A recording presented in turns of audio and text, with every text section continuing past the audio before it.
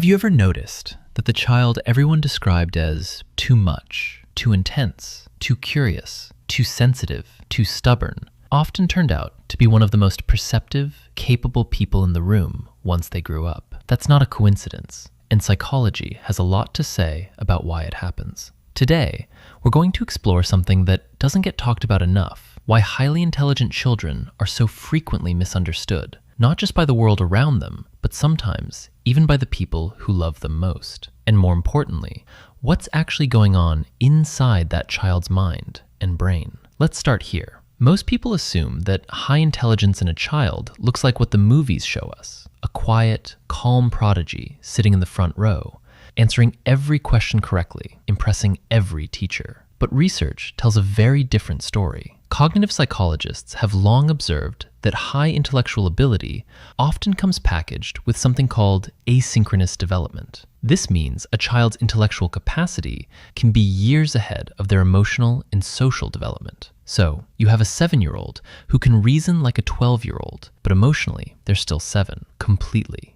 That gap creates an almost invisible tension that most adults misread. The highly intelligent child asks relentlessly complex questions at the dinner table. They push back on rules they find logically inconsistent.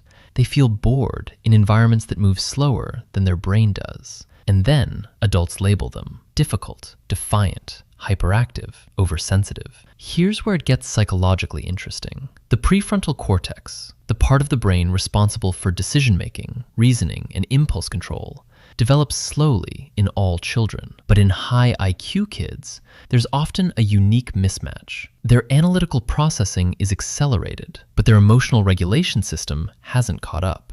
So they think deeply, feel intensely, and yet lack the tools to manage what they're experiencing. Imagine running advanced software on hardware that isn't quite ready for it. That's the internal reality of many gifted children.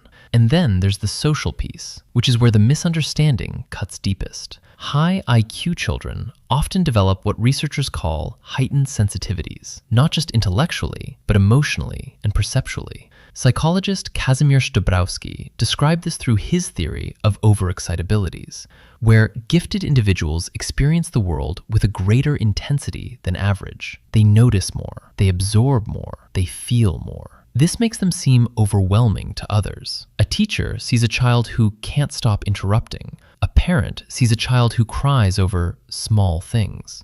But what's actually happening is that this child is processing an enormous amount of information at once and hasn't yet learned to filter it. Now, pause here for a moment and consider this. How often do we, as adults, look at a behavior and judge the behavior itself without asking what internal experience is generating it? Because here's what the research consistently shows. When high IQ children are misunderstood or mislabeled, it doesn't just pass over them, it shapes them. A landmark study on gifted children found that a significant number reported feeling isolated and different from peers from a very early age, and many began hiding their intelligence as a social survival strategy. They learned to play dumb, to hold back, to shrink. And this adaptive behavior, developed in childhood, often follows people well into adulthood. It becomes part of their psychological architecture. The developmental paradox here is striking. The very thing that gives these children extraordinary potential, their depth of thought, their questioning nature, their intensity,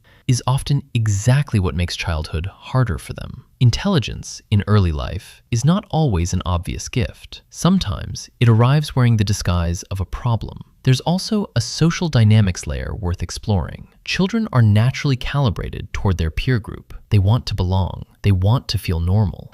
But a child who is operating on a different intellectual frequency often struggles to find that resonance with age mates. Conversations feel shallow. Play patterns feel unstimulating. And over time, many gifted children experience what psychologists describe as a quiet loneliness. Not because they lack social skills necessarily, but because genuine connection feels elusive when your inner world operates so differently from those around you. What makes this particularly important to understand is that misidentification is also common. Studies estimate that a significant portion of twice exceptional children, those who are both highly gifted and have learning differences like ADHD or dyslexia, are never identified as gifted at all. Instead, only the challenge gets seen, not the potential underneath it. The system, built for the average, misses them entirely. So what does all of this mean when we zoom out? It means that the child who exhausted everyone around them, the one who questioned everything, felt everything, and never quite fit the mold, was often not a problem to be managed. They were a complex inner world waiting to be understood.